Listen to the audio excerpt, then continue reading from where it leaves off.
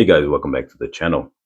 And today we are getting into the topic of focusing our focus on what we desire from the dysfunctionality of our past relationship, giving the wrong impression to our future prospects.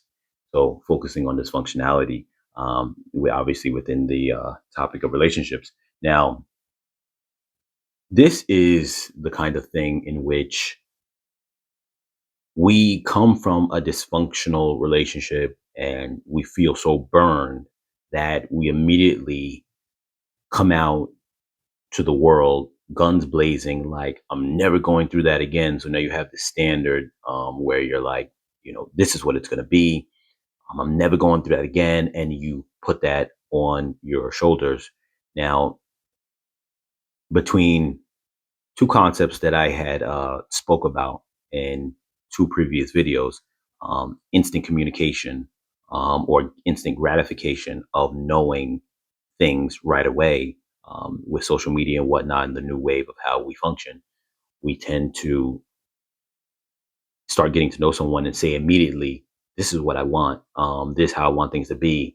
And we, just throw that out there immediately without giving the uncomfortableness of people to slowly without giving time, I'm sorry, for people to adapt to the uncomfortable. And I explained what I meant by that is normally when you don't have that instant gratification to say what it is that you want and expect an answer right away if they're going to comply, then if you got to know each other slowly, you would eventually realize that person has certain qualities about them that maybe you don't like and are uncomfortable for you, but you eventually adapt to them anyway, like you would in a dysfunctional relationship. The only key difference is that you want them to at least show appreciation for what it is that you're doing for them or sacrificing for them in those things that you don't really feel comfortable doing.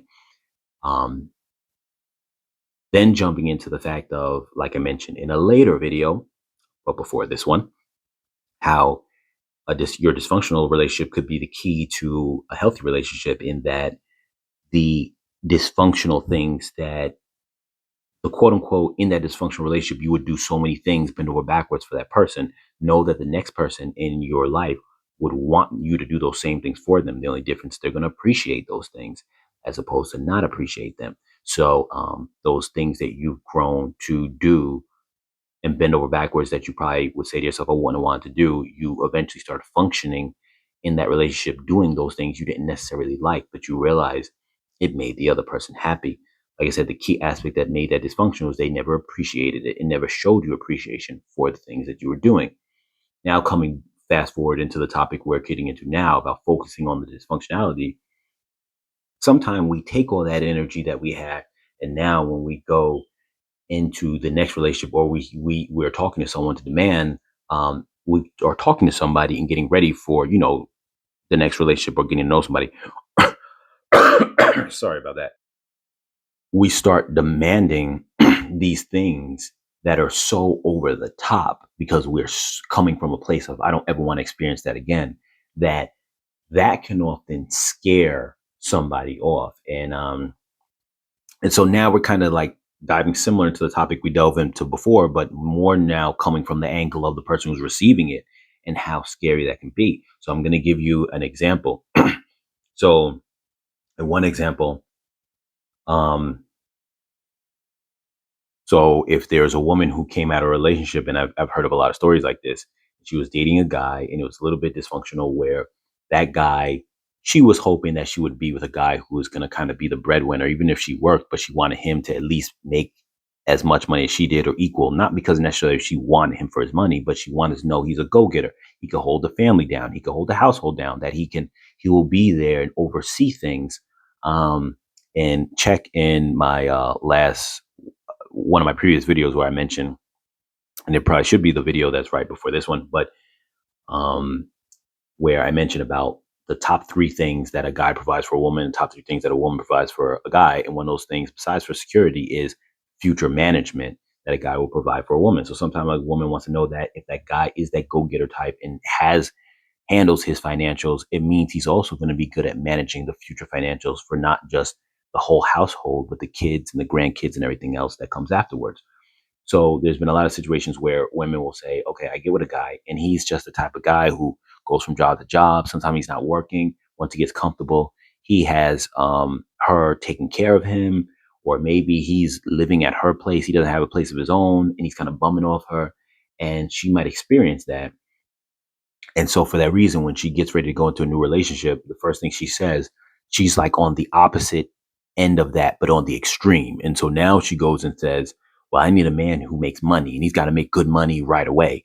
And it will give the impression to the next guy that all she's about is just wanting money, when it's not. But because she has an extreme reaction to what she's been through, it immediately becomes a thing where the guy who's receiving that is now saying to himself, wow, she's just about money. That's a red flag. I want nothing to do with her.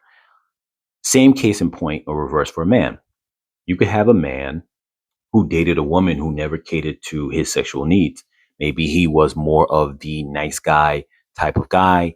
He took her out a lot. He liked spending gifts on her, this and that. But because she knew that she could demand a lot from him and not give him anything when it came to the bedroom and his sexual needs, maybe she never did anything that he wanted her to do. Barely even gave him sex, and was just very low on the intimate priority. So then for him, he says, when I find a future partner, not only do I need to be sexually compatible with them where they're into things I'm into, but also that they give me what I want very frequently and right away. So I know that it's not going to be a drawn out thing where I'm not getting that. And immediately it makes the next person that he starts talking to, his next future prospect, say to themselves, this guy just wants sex, because the first thing he says to me is, yeah, well, when I get in a relationship, I just want you to know, like, I need to be having sex my way, and I need to have it often, and it's got to be right away. And she'll get that impression like, oh, he's just like everyone else. He just wants sex, which is not the case. But he had an opposite and extreme reaction to his previous dysfunctionality. And so that made him immediately go, this is what I'm putting out there, that kind of energy. So that is an individual focusing too much on their dysfunctionality that they experience from a past relationship, and how that hinders someone receiving that. But also too, it lets for all those people out there who is, you know, talking to someone like that.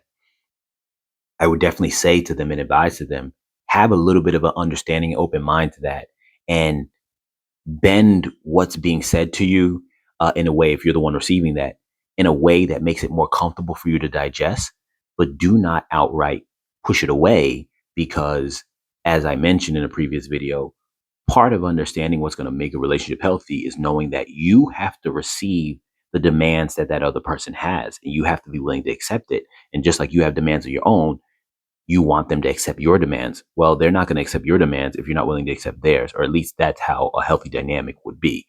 So, with that being said, maybe spin it in a different way. So, in the case with the woman saying about the whole money thing to the man, maybe the man can then say, okay, I hear what you're saying and I get it. You don't want someone who's going to be a bum sitting on a couch or whatever.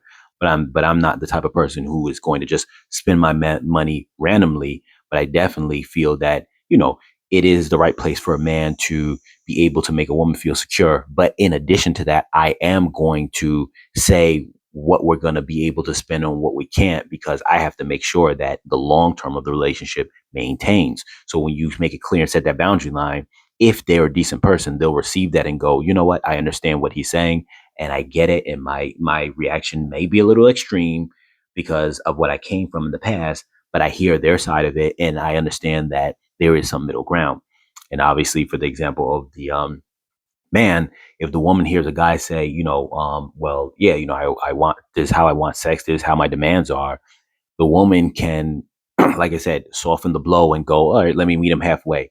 Because they know to themselves, you probably dated a guy who did everything his way in that dysfunctional relationship and demanded how he wanted sex, when he wanted this and that, and you gave it up to him. So in this case, you can say, okay, I get it. There might be days where I might not be in the mood, but I understand how you feel. And, like, yes, I understand that the man should have what he wants in terms of like, intimacy and feeling, like I give him that, like I am his partner and I give him that. So I get you on that. And though there might be days where maybe I'm not in the mood or I might not be in the mood for certain things, I'm sure the guy will go, you know what? Like, I understand. That's cool. There's nothing wrong with that. I'm not going to bother you on days that, if we were in a relationship, days maybe you're not feeling well, you're not feeling whatever. But as long as I know that I'm getting what I need, and a guy does need that, in the relationship every now and then, to hold me down, I'm good. So that's just kind of giving a perspective of both sides of it. Don't cut somebody off just because you hear them say something that seems extreme. To a degree, understand it probably comes from a place of not wanting to be caught in the same situation they were in before. But then also, as the person who's dishing it out, give that person a chance to kind of break down what you're saying and kind of give a rebuttal that allows it to be comfortable for the both of you guys in the way that you both receive it. Because at the end of the day, what that person is demanding, there's nothing wrong with what they're demanding, even though it might seem extreme. It's just that also no one wants to feel like it's coming off in a way that someone's looking to use you. So that's the part to really understand. And with that said, you guys, I hope you gained from this. As always, take care and be safe. Like, share, subscribe, comment, and I'll catch you guys in the next video.